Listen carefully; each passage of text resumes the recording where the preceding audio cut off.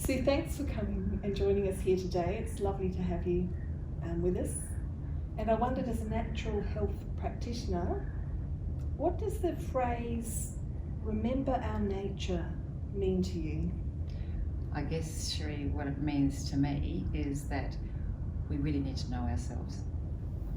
We actually have to probably actually get the idea that we're actually quite unique. We're not the same as anybody else when it comes to their mental, emotional, physical, spiritual being. And the more that we can actually understand ourselves and how we work to our best, and I guess it's take responsibility and have respect. So that can be expanded to, ourselves, but then it expands in a bigger way. And what's your favourite way of being supported by nature?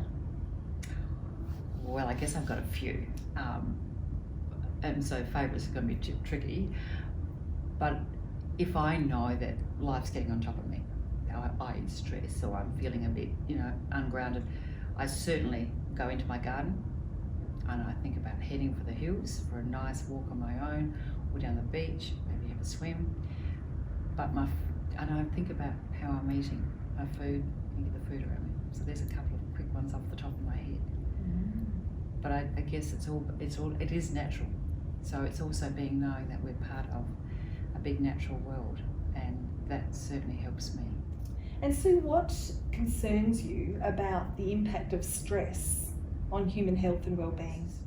It's huge, and I don't think we totally recognise what it does. And it's not just on a mental health, but it's often impacted, obviously, in a physical way for some people. Again, going back to being unique, it will impact people in different ways. Certainly mental health, physical, injuries and whatever. I don't think a lot of those happen by accident. So we just, again, going back to the idea that we are unique, and we all have different ways of handling stress, or the amount of stress that we can handle is a unique issue. So I remember many years ago being talked about a bridge, and a bridge can carry a very strong load, but if the load gets too much, it will break. And we are the same with the human condition.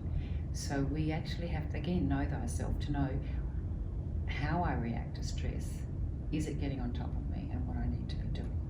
So again, it goes back to, knowing yourself and actually knowing how you react to stress and how much I can handle.